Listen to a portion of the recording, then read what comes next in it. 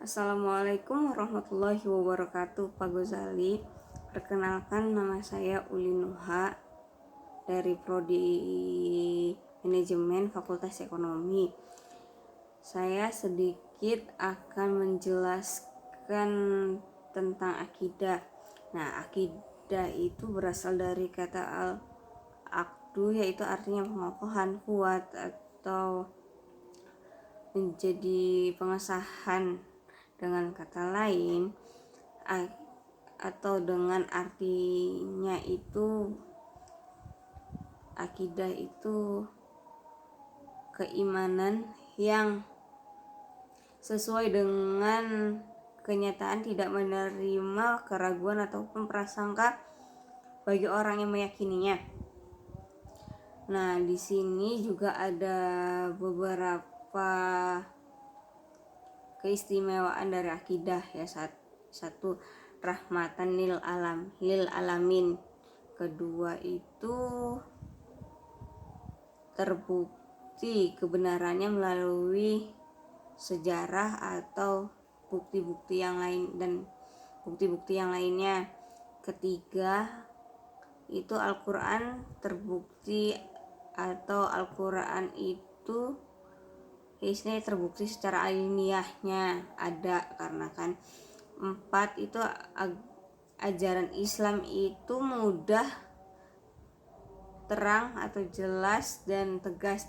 Di sini itu mudah karena kita bisa memahaminya dengan mudah, karena kalau yang mudah itu karena kita dididik dari kecil. Tegas karena agama Islam sendiri pun sangat tegas, ya. Maksudnya ada kita misalkan melakukan ini dengan pasti ada konsekuensinya. Di agama kita juga sendiri, di agama ataupun di hukum yang lain, hukum negara pun ada konsekuensinya. Nah, yang kelima itu menenteramkan hati itu seperti kita mendengarkan puji-pujian, mendengarkan orang mengaji, atau mendengarkan suara azan pun kita pasti tentram gitu, hati itu terasa damai, kan. Nah, yang kelima itu membuat pengikutnya bermartabat. Yang ketujuh itu sepanjang jalan, karena sepanjang jalan ini kalau yang memiliki akidah yang baik, insya Allah lah sepanjang jalan ini, kan. Nah, ada 3 prinsip akidah, yaitu 1, berserah diri kepada Allah Ta'ala dengan tauhid, yaitu kita beribadah hanya kepada Allah, bukan yang lainnya, bukan menyembah patung atau menyembah pohon atau yang lainnya, karena kan pada dasarnya kita tuh menyembah hanya kepada Tuhan yang Maha Esa. Tuhan kita kan Allah Ta'ala, bukan yang lainnya, bukan patung atau apa, atau entahlah apa itu, kan. Nah, kedua yaitu taat pada Allah dengan melakukan ketaatannya kita. Contohnya taat Allah Allah udah ngasih apa yang kita mau nih. Nah, kita juga kan pasti melakukan timbal balik, maksudnya kita Allah udah baik nih sama kita, masih kita nggak ini gitu, kan. Yaitu dengan cara kita sholat tepat 5 waktu. Misalnya udah ada suara azan, kita langsung melakukan sholat. Kita saling sesama muslim kita saling membantu kalau saling membantu tanpa embel-embel kita akan dikasih sesuatu atau apa, tapi kan kita saling membantu karena sesama umat muslim gitu, kan, tanpa memikirkan timbal baliknya gitu, kan. Yang penting kita melakukan dengan ikhlas, kan. Itu ditanamkan diri dari akidah dan istilahnya ya udah ditanamkan di dalam diri kita gitu kan, karena kan kita meyakini akidah itu baik gitu kan, karena kan secara ini kan iman kita kan punya Allah gitu ya.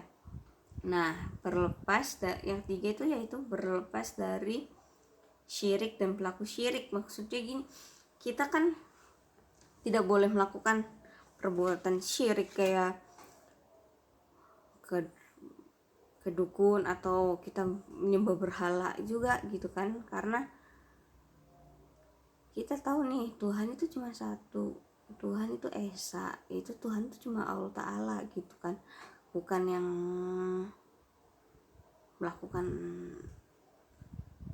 melakukan datang ke dukun tuh, oh mbak dukun saya percaya sama kamu, sama anda karena gini kan, tidak boleh gitu. Nah di sini juga ada beberapa fungsi akidah, yaitu berpegang teguh pada jalan yang lurus dan jalan jauh dari kesesatan. Maksudnya ini kita harus menjauhi segala larangannya, termasuk larangan untuk misalnya memakan makanan yang tidak diizinkan atau diharamkan kan. Nah itu kitanya harus paham lah gitu, agar tidak melanggar aturan atau pada jalan yang lurus, tidak kesesatan. Maksudnya kesesatan hal ini juga tidak tidak usah yang ke dukun atau apa dan sebagainya. Jadi kita harus menjalankan segala sesuatunya sesuai perintahnya Allah dan apa yang ada di dalam Al-Quran, karena itu pasti otomatis baik buat diri kita sendiri gitu. Maksudnya ya menjalankan perintahnya, ngaji, sholat, misalkan itu ya sholawatan gitu kan, menjunjung tinggi nabi kita gitu. Nah yang kedua itu menanamkan akhlak yang mulia pada diri kita, di dalam diri kita. Maksudnya kita pelajarilah itu isinya Al-Quran, menjalankan apa yang ada di Al-Quran, isi Al-Quran itu menjalankan dalam arti apa yang ada di Al-Quran itu cobalah kita jalanin pelan-pelan satu persatu tanpa kerasa berusuh, atau misalnya sholat lah jangan terlalu buru-buru, kita kan lagi komunikasi gitu sama Allah gitu kan. Nah ada lagi contoh ini ada penyebab penyimpangan akidah. Satu, jahil terhadap akidah yang sahih. Maksudnya itu kita mempelajari atau menerima pelajaran. Nah kita tuh yang menerima pelajarannya, kita tuh harus menjalankan nih apa aja gitu kan, biar tidak melenceng atau tidak salah ke jalannya. Atau kita yang memberi pelajarannya itu harus menekankan bahwa ini loh yang baik, ini loh yang salah, seperti jangan melakukan ini nanti akibatnya gini, nanti resikonya begini gitu kan. Jadi jangan salah kaprah gitu, biar jangan salah jalan. Yang kedua itu fanatik itu dengan ajaran nenek moyang yang masih dilaksanakan, padahal itu ada batilnya. Maksudnya tetap melaksanakan apa yang nenek moyang kita yang laksanakan. Nah harusnya itu kita kan paham nih, ada beberapa hal yang boleh dan tidak boleh dilakukan, sepertinya kayak ngasih makan di kuburan atau apa gitu kan, aturan di agama kan tidak boleh. Nah tapi maksudnya gini, yang ketiga ini adalah kita tuh jangan menerima informasinya saja, tapi kita juga harus mencerna apa yang diomonginnya gitu. Sekian dan terima kasih. Assalamualaikum warahmatullahi wabarakatuh.